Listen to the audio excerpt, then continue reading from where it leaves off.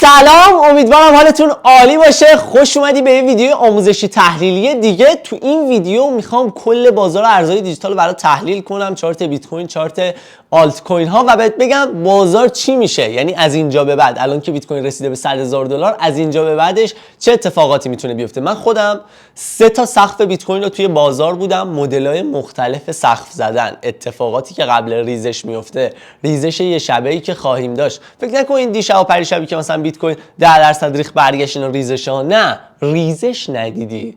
ریزشی که من میگم توی یه شب اتفاق میفته و 40% خیلی از آلت کوین ها 50% میریزن، بیت کوین 20% میریزه و اینها در انتظارتونه. اگر این ویدیو رو نبینید، تاریخ دقیقش هم من بهتون میگم و اینکه این ویدیو رو ببینی کل بازار میاد دستت، اینکه باید چیکار کنی، الان موقع سرمایه گذاری هست یا نیست. و اینکه میخوام بیت کوین رو کامل و جامع برای تحلیل کنم، نمیخوام چارت حمایت مقاومت بکشم بگم آقا برو ایناست، نه، میخوایم چارت های مختلف رو بررسی کنیم از لحاظ فاندامنتال، از لحاظ نهنگا، یه سری توضیحات رو بهتون بدم، از لحاظ سیاست ها که بدونید بیت کوین میخواد به کدوم مسیر حرکت کنه. این ویدیو رو ببینی هم تحلیل بیت کوین دستت میاد، هم بهت 2-3 تا ارز خوب برای سرمایه گذاری معرفی میکنم، هم که تحلیل رو یاد میگیری. تا آخر این ویدیو همراه من باش تا خیالت از بازار ارزهای دیجیتال راحت کنم. برو بریم بهتره کنیم. سلام، امیدوارم حالتون عالی باشه. خوش اومدید به تحلیل کامل و جامع بیت کوین. بریم که از 0 تا 100 کل بازار ارزهای دیجیتال رو براتون تحلیل کنم، بگم که میخواد چه اتفاقی بیفته. خب، مورد اول روی بیت کوین هستیم. تایم فریم ماهانه، خیلی سریع میرم سراغ تحلیل. خب نگاه کنید توی تایم فریم ماهانه خوب دقت کنید. ما اینجا یه روند صعودی داشتیم که خب اومد دو سقف زد، اومد اصلاحش رو داد. ببینید یه روند اصلاحی، یه اصلاح داد و یه روند صعودی دیگه رفتیم بالا که اینجا یه اصلاح کمی داشتیم. به خاطر این قدرت و این اصلاح کم یه صعود عجیب غریبی بیت کوین داشت تا ناحیه $100,000. اوکی، رسیدیم الان به ناحیه $100,000 در تایم فریم ماهانه.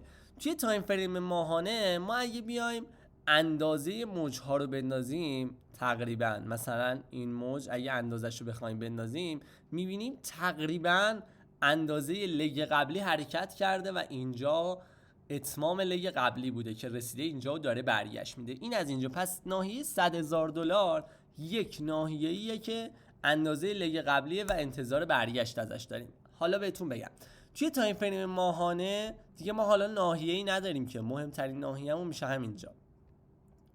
مهمترین ناحیه‌مون میشه همینجا که ناحیه $70,000 میشه، تقریبا ناحیه $70,000 که بعید میدونم بیاد اینجا. این از تایم فریم ماهانه. فعلا روندمون صعودیه.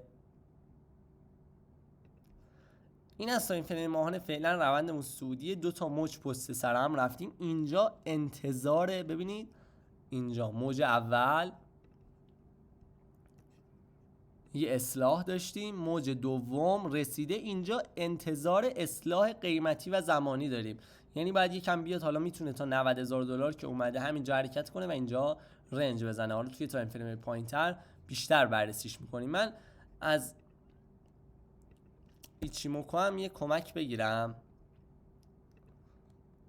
برای تایم فریم بالا، من خوب ازش کمک بگیرم. نگاه کنید توی تایم فریم ماهانه تنکن سن و کیجون سن رو به بالا ان، ابر آینده هم سبز، هیچ خبری از ریزش نداریم. فعلا هیچ خبری از ریزش نیست. بریم تایم فریم هفتگی. توی تایم فریم هفتگی یه خورده شرایط فرق میکنه. خب نگاه کنید اینجا 3 تا کندل ماریبوزو قوی داشتیم، 3 تا کندل مومنتوم رفتیم بالا. اینجا انتظار نداریم که ما این حرکت رو برگردیم بچه‌ها، اینطوری برگردیم پایین، اصلا همچی چیزی نیست. ما وقتی با همین قدرت رفتیم بالا، اینجا انتظار گیر کردن داریم، چیزی جز این نیست. اینجا انتظار خسته شدن قیمت داریم.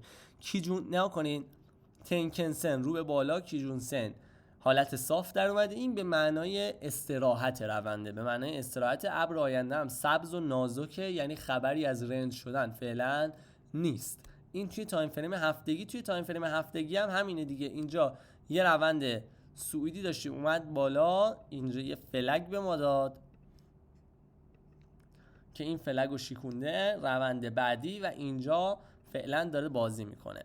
بریم تایم فریم روزانه که من بهتر بهتون بگم. بذارید تحلیل کندلای هفتگی هم بهتون بگم. نگاه کنید کندلای هفتگی هیچ ضعفی رو ما نمیبینیم، خب، ولی داریم شادوی رو به پایین رو میبینیم.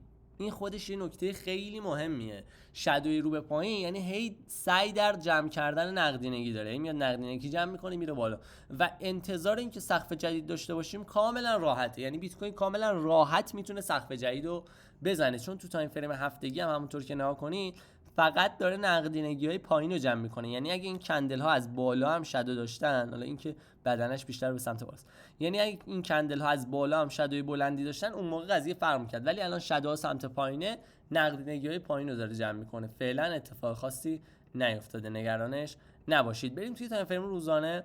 توی تایم فریم روزانه ما اینجا یه نگاه چرخش بازار رو میتونیم داشته باشیم. نگاه کنید،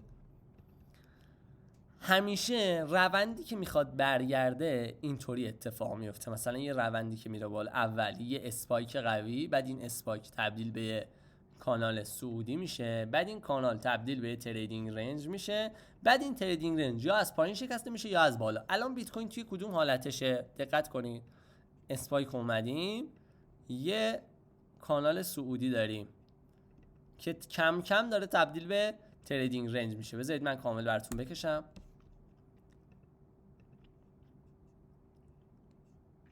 کانالمونم اینجاست.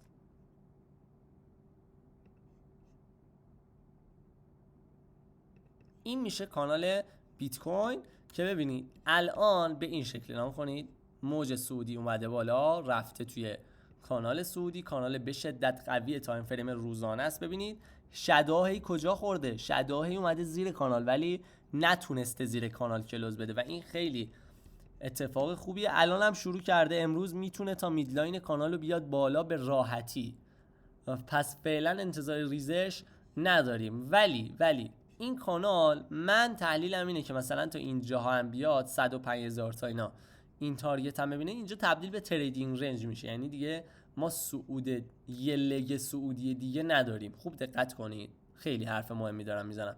لگ صعودی قرمزش کنم، لگ صعودی تموم شد. ما دیگه جامپ قیمت عجیب مثلا یهو بیاد تا 120,000 اینا تموم شد بچه‌ها، نداریم دیگه. خب الان از این به بعد چه اتفاقی توی بیت کوین میفته؟ از این به بعد بیت کوین میره توی کانال صعودی و میره توی تریدینگ رنج. این تریدینگ رنج فرصتی میشه تا آلت کوین ها خودشون رو به بیت کوین برسونن. الان نگاه کنید، این تایم فریم روزانه توی کانال داره حرکت میکنه.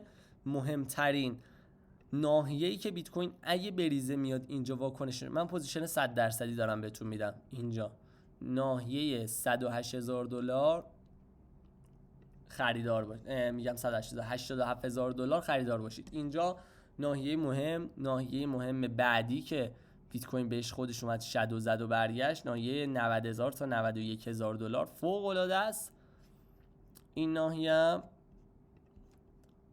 و این دوتا لول رو فعلا داره برای ریزش که اگه بریزه میاد به اینا میخوره و تریدینگ رنج. ببینید اینه تا میدلاین میتونه بالا بره، بعد اینجا برگرده مثلا اینجا شروع کنه دیگه کف و سقف زدن.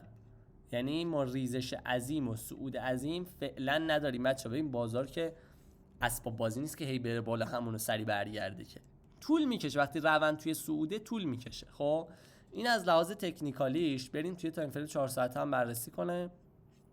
این هم تایم فریم 4 ساعته که کانالو قشنگ دارید با دقت میبینید، کانالی که کشیدیم چقدر قشنگ داره بهش احترام میذاره و میتونه میدلاینش که ناحیه 101 رو ببینه و سقف کانال هم ناحیه 105,000 دلار یا 106,000 دلار رو راحت میتونه ببینه. اینجا هم یه ترند داره که به نظر من اینو میتونه بشکونه به راحتی و بره به سمت بالا.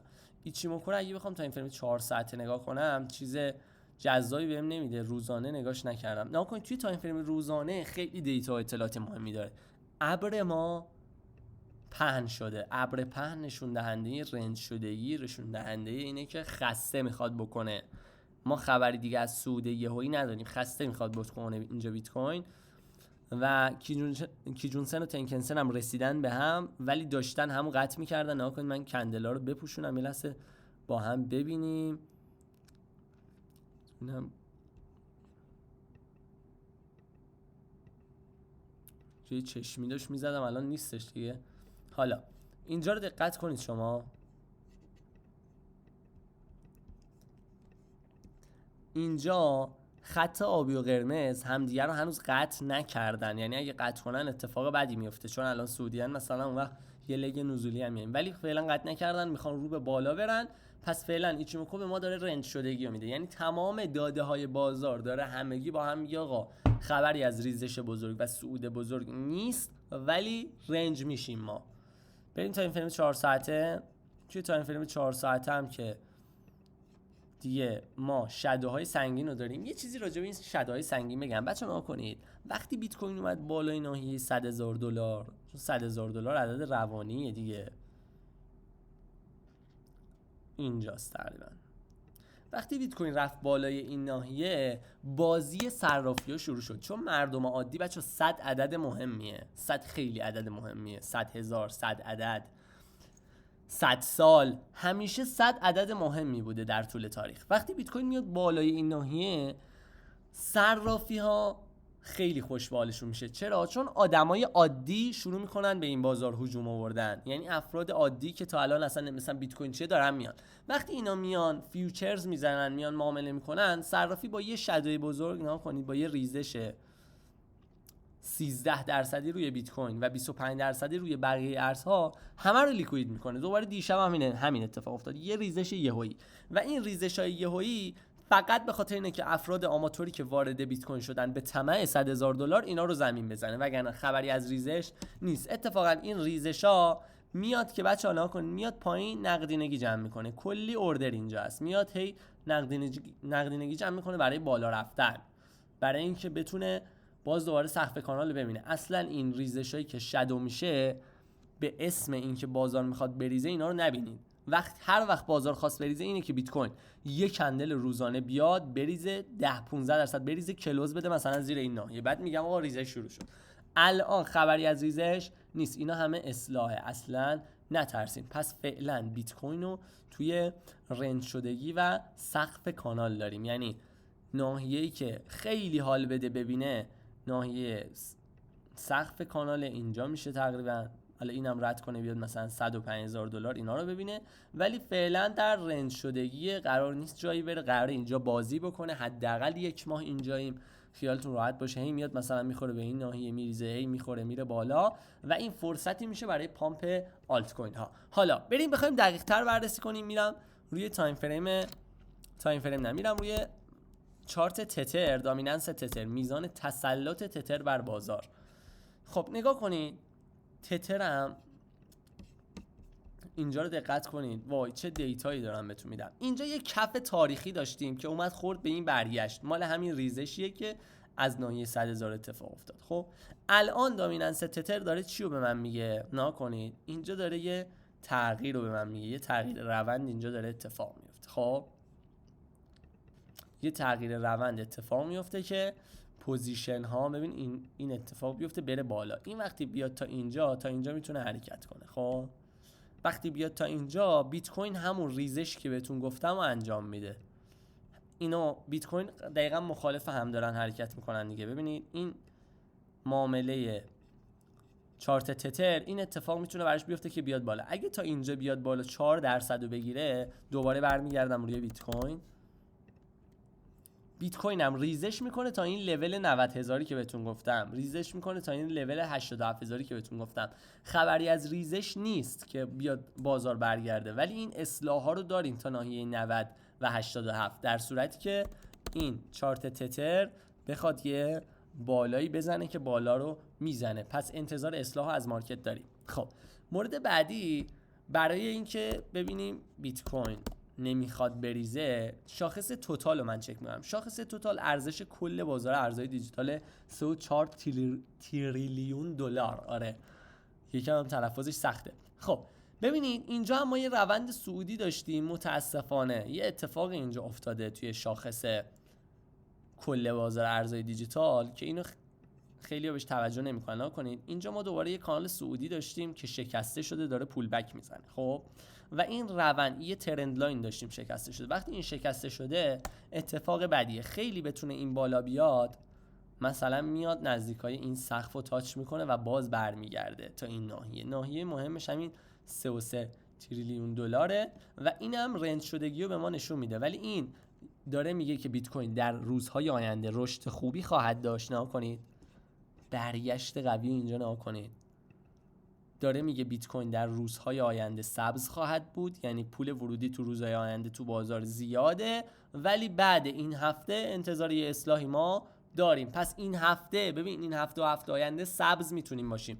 اینو تایم فریم هفتگی من نشونتون بدم. ببینید اینم شادوهای، اینو هم پاک کنم، نگاه کنید اینم شادوهای رو به پایین خوبی داره در تایم فریم هفتگی، هی میاد نقدینگی جمع میکنه و بعد از این همه کندل سبز، خب یه کندل قرمز رو باید میزد دیگه، اینو نزنه که دیگه هیچی.